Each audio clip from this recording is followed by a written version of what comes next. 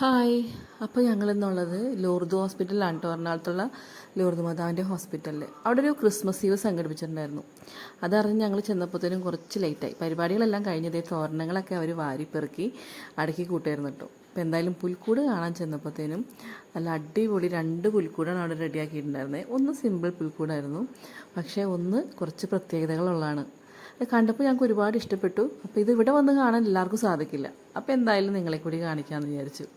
വേറെ ഒന്നല്ല, അതിൻ്റെ ഉള്ളിൽ പഴയകാല ആ ഒരു സമയത്തെ ഓർമ്മപ്പെടുത്താനുള്ള പോലെ ഒരു തണുത്ത അന്തരീക്ഷമായിരുന്നു. അതായത് ഭയങ്കര കൂളിംഗ് ആയിരുന്നു അതിൻ്റെ ഉള്ളിൽ. എന്തായാലും കുറേ ദിവസത്തെ ഒരുപാട് പേരുടെ ഒരു അധ്വാന ഫലമാണെന്ന് നമുക്കത് കാണുമ്പോൾ തന്നെ മനസ്സിലാവും. അത്ര ഭംഗിയായിട്ടാണ് അവർ ഒരുക്കിയിട്ടുള്ളത്.